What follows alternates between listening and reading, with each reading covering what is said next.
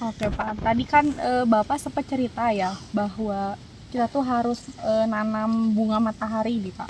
Terus kira-kira aku kepo nih Pak, kenapa Bapak bisa menganjurkan kepada para petani untuk menanam bunga matahari di ladangnya gitu? Kira-kira apa aja manfaatnya? Apakah sebagai seni aja atau buat foto-foto gitu? Atau ada Nah, manfaat kita lainnya suka gitu? foto bagus-bagus kan Iya. bunga matahari. Ya enggak gitu. Kalau cuman untuk foto-foto, tanaman lain juga bagus-bagus. Bunga matahari saja juga membosankan lama-lama. Kalau dan ya bukan untuk itu. Kalau desa itu memang untuk seni, tapi seni hidup, bukan seni fotografi lagi. Nah, salah satunya untuk ke fotografi itu kan kamu mahasiswa ke sini terus kemudian seneng-seneng berfoto, itu salah satu manfaat. Dan itu juga bunga matahari itu bunga yang sakti loh. Yang datang bukan hanya kumbang, yang datang bukan hanya belalang. Tadi kamu mau digigit belalang. Iya, belalang besar. Tapi yang datang mahasiswa, orang-orang kota kemudian turun ke ladang karena eksotik. Tapi kalau hewan-hewan pada datang karena bunga matahari, karena di sini ini untuk penyerbukan. Nah, jadi ini banyak menghasilkan sistem kerja melampaui fotosintesis, tapi juga ekosistem. Kalau dedaunan, apapun daun itu berguna untuk fotosintesis ya. Jadi matahari itu usahakan jangan menghantam langsung ke tanah, tapi ke dedaunan. Dari daun inilah dia akan bekerja gitu kan. Kurang lebih menumbuhkan batang, buah, akar ya, sampai hewan-hewan di dalam tanah, dan juga mengundang hewan-hewan di atas tanah atau di udara itu untuk ikut berpartisipasi berproduksi. Tawon banyak sekali. Nah, kalau ada yang ingin mengembangkan madu, pertanian madu ya, peternakan madu ya, otomatis yang paling strategis di sekitarnya harus ditanami bunga matahari. Ya. Sebab bunga matahari ini kalau di kita lebih baik digunakan untuk ekosistem daripada sekedar untuk pangan kuaci. Walaupun bisa, tapi kalau bunga matahari cuma ditanam katakanlah 1.000.000 pohon, itu belum menghasilkan kuaci yang signifikan. Itu dimakan kamu sama Fadia juga habis. Kalau di Ukraina, di Cina itu kan melampaui 1.000.000 hektar. Nyiramnya juga pakai helikopter. Nah, itu dapat kuaci yang kita makan itu impor-impor itu kan sebagian dari limbah-limbah sortiran kelas C yang diproduksi jadi kuaci. Dan itu lebih banyak kuacinya yang ada di kita kayak cap apa gitu itu bukan kuaci bunga matahari, tapi kuaci dari semangka kan. Nah, iya, dari biji semangkanya yang dikumpulin. Nggak tahu itu pertaniannya dari dunia mana, saya nggak ngerti. Kalau di Indonesia masih sangat kurang sih. Nah, ini bunga matahari ini harus kita terus diajarkan kepada petani untuk menanam. Ini nanti ini masih kecil ya, agak telat pertumbuhannya, tapi ini lumayan. Ini belum seberapa, ini masih bisa membesar nanti loh.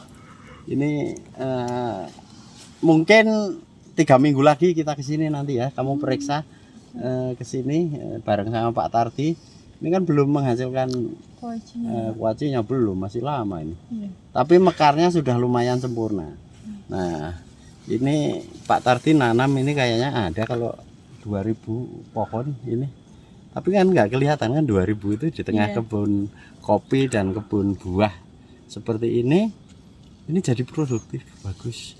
Nah, terus batangnya bunga matahari ini kalau nanti ini sudah nggak usah dibuang, dicacah saja, disebarkan di tanah, ini menyuburkan tanah.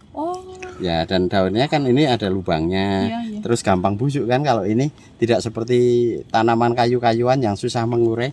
Ini daunnya juga sangat luar biasa untuk kompos. Jadi kamu harus mulai belajar tentang bagaimana sih kalau menggerakkan pertanian itu. Jangan melulu hanya pupuknya apa yang diolah atau apa. Ada juga pupuk yang sifatnya itu jangan mengandalkan olahan yang terlalu menyita waktu. Ini kalau kita tanami bunga matahari nanti panen kuaci, terus limbahnya itu sendiri sudah akan banyak Iya. membantu menyuburkan tanah. Nah, itu gunanya mengapa kita harus menanam bunga matahari ya. Jadi dicatat itu manfaatnya untuk apa? Ekosistem. Ekosistem. Ya, memberikan makanan bagi hewan kecil-kecil untuk berproduksi. Terus dengan bunga matahari juga kalau ada tanaman-tanaman yang lain yang sifatnya itu sering diserang hama, nah bunga matahari juga akan mengurangi hama itu untuk ke sana sehingga dia lebih suka ke sini. Jadi tidak apa-apa untuk tambatan hama yang lain. Karena itu bunga matahari harus ditanami di sekitar ladang-ladang, terutama buah-buahan. Bahkan sayuran juga butuh. Kalau dengan cara ini dilakukan, sering nanam bunga matahari, nanti hasil panennya sangat bagus. Dulu Mang Toha itu tanaman bawangnya kurang produktif. Tapi dia sekarang ngerti, waktu saya suruh nanam bunga matahari di blocking di sebelahnya tanaman bawang, pas panen itu meningkat hasil panennya. Karena pengaruh-pengaruh perlindungan bunga matahari. Jadi banyak manfaatnya dari bunga matahari itu. Nanti latihan pada nanam. Kalau nanam sih gampang, bunga matahari tinggal tancepin aja bijinya. Yang penting disiram, dipupuk ya. Nah, itu yang harus ditularkan nanti. Mengapa kita harus menanam bunga matahari? Karena dia akan mendorong produktivitas hasil panen dari tanaman yang lain. Nah, itu yang dipegang itu satu saja itu. Ya, apalagi ternak, lebah, madu. Jangan sampai tidak menanam bunga matahari. Di mananya? Ya di sekitarnya. Agak jauh nggak apa-apa. Kumbang itu bisa terbang. Manfaat penyerbukan kumbang-kumbang yang ini jaraknya itu sampai 1,5 km. Jadi bayangkan, Pak Tardi nanam di sini, ini menguntungkan petani-petani yang lain juga penyerbukannya. Nah, tidak semua petani kan mau menanam, kalau disuruh menanam buat apa gitu kan, nggak ngerti. Nah, kalau Pak Tardi kan mau mendengar kita, sehingga dialah yang merelakan diri untuk menanam. Ini memberi manfaat bagi tetangga-tetangganya juga. Jaraknya sampai 1,5 km loh. Luar biasa. Iya. Makanya kalau nanam ya jangan cuman 200-300, tapi harus 5.000 gitu.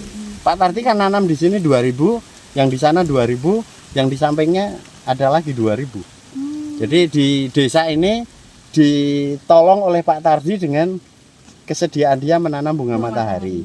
Yang di desa Mekarmane, Mang Toha nanam kan kemarin kita juga melihat banyak. Nah, itu saja sudah cukup untuk menolong atau memproduksi ekosistem lebih baik di sekitar hutan di situ. Nah, nanti kita cari di kampung yang sana, Pondok Buah Batu, Bukit sana itu belum ada petani yang menanam. Sementara buah-buahannya sekarang sedang semakin banyak kan, mulai berbuah. Nah, nanti bulan Februari aja kita tanam nggak apa-apa, masih bisa sampai Maret, April 3 bulan. Nanti bunganya hancur sudah ya nggak masalah. Buat saya itu manfaat yang sudah sangat baik, walaupun kita nggak panen kuaci, kita harus tetap menanam bunga matahari. Coba nanti mahasiswa bikin gerakan itu bibitnya dari Pak Tardi yang ini sudah bagus-bagus. Pak Tardi udah pintar kalau nyari bibit. Walaupun nanti ada yang kopong-kopong dipilih, nanti kita sebarkan di para petani di sana. Mau kok petani dibagi, Pak nanami bunga matahari ya.